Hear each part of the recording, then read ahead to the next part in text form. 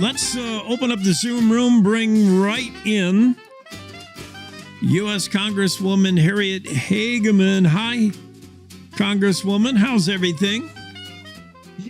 It is humid and interesting, and I don't know what else to say. It's an interesting place back here. We have got a lot of ground to cover, so we're going to play, we're going to move fast, starting with the Grizzly Bear Management Act. I heard you speaking the other day, making a lot of sense, as you often do. The ESA, you know, they're really good at listing stuff. They're not so good at delisting. We got 1,100 grizzlies.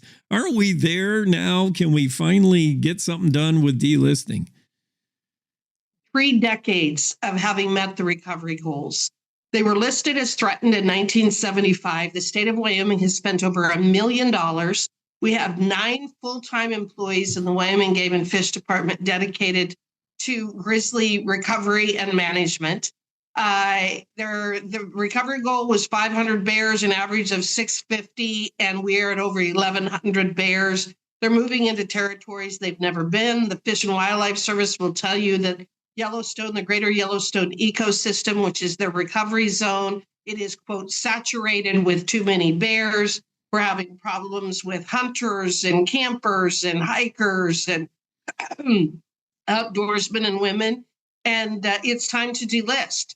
You know, I'm not opposed to the Endangered Species Act. I think that the Endangered Species Act was a good law when it was adopted, but it has, like so many laws, morphed into this kind of monstrosity that radical environmental groups and activist judges use it to control large swaths of land and water resources. And the grizzly bear is an example of that. Yeah, and help me out with this. This will be a sort of a 2-pronged question, but A, where are we with nominee Fish and Wildlife Director Brian Nesvik? And can't Director Nesvik, if he is approved and appointed, can't he make the call on grizzlies? Why do we need a congressional act? Why is the House working on this? I assume it's to add that element to the piece of the bill that would block courts, ban courts from blocking the delisting. Problem. We actually have delisted the grizzly bear 2 different times, in 2002 and 2017. And a judge out of Montana steps in because this is the greater Yellowstone ecosystem. So there is a portion of them in the state of Montana. So we've got a judge up in Montana that steps in and relists, despite what the science says, despite the fact that Wyoming has a very robust and science-driven management plan in place that has been approved 2 different times by the Fish and Wildlife Service. So again, it's because of the activist judges stepping in. So this is an effort to do it congressionally. Now, this was done once before in 2011. Congress delisted the Canadian gray wolf in Idaho and Montana, not in Wyoming, because we had won the lawsuit for delisting with Judge Johnson. And so the Congress delisted the gray wolf in Idaho and Montana. And I think that it is a perfect example of why this kind of a system will actually work. The recovery goal for gray wolves is 150 wolves in Montana and in each of the 3 states, Montana, Wyoming, and Idaho. They have well over 1,000 wolves in both Idaho and Montana, meaning, in other words, despite the fact that they were congressionally delisted, Idaho and Montana have done an incredible job of managing them well above the recovery goal for those species. All right. Let's, in no particular order, let's just bounce around. We hear a lot about how anecdotally the news, wherever you're getting your news, that ICE, immigration, that whole thing is not working under Trump yet. There's a report that last month, June, the lowest illegal crossings ever recorded at the southern border, just about a little over 6,000 for the month. During Biden administration, there was 6,000 a day that would make illegal crossings. Is border security working? Is it still an issue? It seems to me that it is working. Not only is it the lowest numbers almost in history, they're not being paroled into the country when they are intercepted. which is the Remain in Mexico policy that worked so well under the first Trump administration. So it is working, in addition to which we just passed, as you know, the One Big Beautiful Bill Act. One of the things, there's one of the components of that is immigration reform and border security. That all came through the Judiciary Committee. I'm very proud of the work that we did in that regard. And it is going to provide for an additional 10,000 ICE agents. It's going to provide funding sufficient for that we can be deporting up to 1 million illegals. It is giving us additional immigration judges. It is investing in immigration policy and in border security in ways that we've never seen before. It's going to fund an additional 705 miles of border walls so that we can complete that project. So there's a lot of aspects of the One Big Beautiful Bill Act that will also be going into effect to allow us to better control immigration into our country.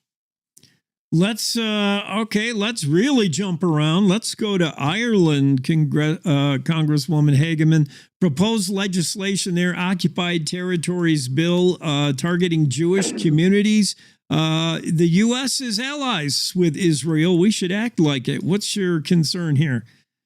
You know, I'm very troubled by some of our European countries. I've always considered Ireland and Scotland both to be fairly conservative countries. And I think that the people who live there are, but their leadership is not. Their leadership has become incredibly liberal, progressive, really taking on policies that I don't think that I expected to see.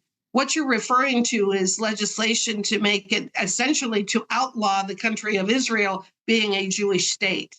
Now, they talk about occupied territories. I wonder if that's how they feel about Northern Ireland. Mm-hmm. You want to have a discussion? Let's have a discussion. It doesn't make any sense. Israel is the only Jewish state in the Middle East. It is surrounded by Arab countries, and we know the history of it going all the way back to our Bible. So I guess that I'm so stunned at what some of these European countries are willing to do. You know, Ireland has so many problems with inflation, and they have their own immigration problems. They have the issues associated with their own autonomy and their ability to run their country. So I think perhaps that's what they should focus on rather than Israel attempting to protect itself from terrorism. I saw the other day President Trump signing something had to do with fentanyl, which is dangerous. What's that all about? Well, as you know, China is the primary source of the ingredients for fentanyl. It's brought into Mexico and then has been smuggled across our border for the last 4 years. Fentanyl overdoses is one of the leading causes of death for, I believe, the young folks between 25 and 45 in this country. It clearly is a scourge on our society, and we have to find a way to address it. I was just reading, on the way into the office today about the open-air drug markets in California, in the Tenderloin District in San Francisco, and in Los Angeles. These are open-air drug markets that are controlled by international cartels that the folks of California, the governor and the mayors of those cities, are allowing to operate. And it's absolutely just devastated those communities. I used to love to go to San Francisco. I haven't been there for years because of the devastation that has been brought by the bad policies of their leadership. How about, I like this, it's close to my heart, but I hate when I see what should be pets, dogs and cats, being used for studies, for health studies, and they're in cages. And we have a new director of the National Institutes of Health, Jay Bhattacharya. I hope I'm saying that correctly. And one of the first things he did after being appointed by President Trump was to get rid of beagles. I don't know why beagle is the species they like to test on, but we still need more protections for dogs and cats. Why are we like jabbing them with needles and testing on our dogs and cats? Well, you know, Anthony Fauci was the one who was the supporter of those kinds of studies. And I think that Anthony Fauci, I would consider to be a very evil man for many reasons, and this is one of them. One of the studies that they did is they removed the voice boxes of the beagles, and then they put them in cages, and they they tested parasites and fleas and ticks, and did not allow them to protect themselves. They would put their head into these contraptions and have all of these various parasites attacking them, and then study what the reaction was. But because they would bark, they took out their voice boxes so that they were not even able to be able to bark. A lot of those beagles have actually gone to the ranch near Hartville, Wyoming, the refuge there. So I have actually signed a couple of letters addressing this, saying we do not need to be doing these kinds of experience. Jay Bhattacharya is a friend of mine, and he is a wonderful, wonderful man. He actually was one of the expert witnesses that I was using when I was in private practice when we were challenging vaccine mandates. He's incredibly intelligent. He was the author of the Great Barrington Declaration during COVID, saying we've really gone off the deep end in terms of how we're approaching this. He was right. He has been proven to be right, to be correct. Really good man, and I'm glad that he is addressing this and that we're able to rescue these animals. Good. Yeah, Dr. J, do the right thing. I know this isn't like the most pressing issue for the U.S., but I hate to think there's cruel experiments being done on dogs and cats. I don't like it. Speaking of... Dr. Fauci was an evil man. And this is another example of that. Yeah, and Fauci, and you mentioned the pandemic, and I remember when WHO, they were just running the show during the pandemic. What are we doing about that? The U.S. and the relationship and funding of WHO? Well, the president has pulled out of the World Health Organization. I support that. I believe we have a bill to do that. And the other thing that we've got to do is under the Biden administration, they attempted to empower the WHO to be able to be solely responsible for all future pandemic response. Well, we know that the WHO is controlled by China, despite the fact that the United States has always been the largest funder, but they're very loyal to China. And that's why, it was only just a couple of weeks, not long ago, that they again came out and said, we really don't know where the virus came from, where COVID-19. Well, anybody with a lick of sense knows where it came from. We know where it came from, and it came from the Wuhan laboratory. They can keep talking about the wet market and trying to shift blame from the EcoHealth Alliance and the people who were doing the gain of function research. But the reality is, we know, I think that it's been absolutely proven. The FBI, the CIA, they know where it came from. They've admitted that. So the WHO is not a good organization, not a good international organization, one that we need to be very careful of. And I'm proud that the president has worked to defund them from the standpoint of the United States. Amen. Two more things. Congresswoman Harriet Hageman joining us on the Cowboy State Daily Show. You heard from Center of Renewing America. Wade Miller spoke the other day, and I know President Trump is trying to root out all the wasteful DEI spending and initiatives, but we're maybe surprised to learn there's still a lot of money being spent in the name of DEI. Oh, my goodness gracious. So we had this presentation the other day, as you're referencing, and what this organization has done is it's gone through all of the not all of the various federal agencies. There are over 440 federal agencies, but they've gone through the big ones: Department of Transportation, USDA, EPA, Fish and Wildlife Service, Department of Interior, et cetera, et cetera, et cetera.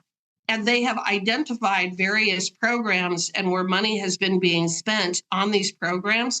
Now, not all of it is specifically DEI, but it is DEI and DEI adjacent.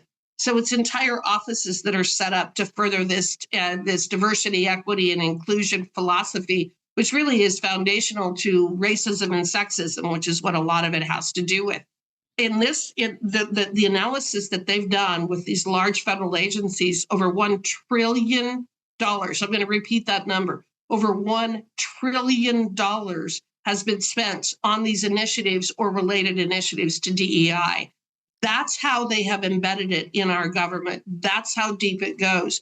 Our budget is $6 trillion. 1/6 of the budget, of the federal budget, has gone to this insidious concept, this insidious idea of racism and sexism. It needs to be rooted out. That is not what the government should be doing. It violates the 5th and 14th Amendments. It violates the Equal Protection Clause. It violates the 1964 Civil Rights Acts, Title 6 and 7. It violates Title 9. I mean, I can go on and on and on from the standpoint of a constitutional attorney.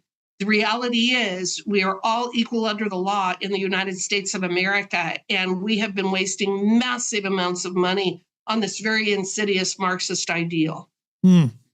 Congresswoman Hageman, when she's not busy dealing with Ireland and policies with Israel, when she ideal.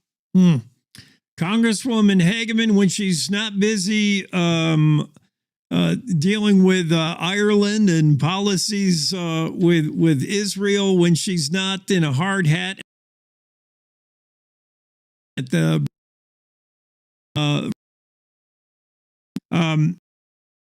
home, you people all the time on. They're like, hey, if you have a problem with a federal agency, reach out to my team. Your phone number is there, the email's there. That gets back to the basics of why we have elected Congress people. How many times have someone said, hey, that's not right, I've been done wrong, I'm going to get a hold of my congresswoman? The phone line's open.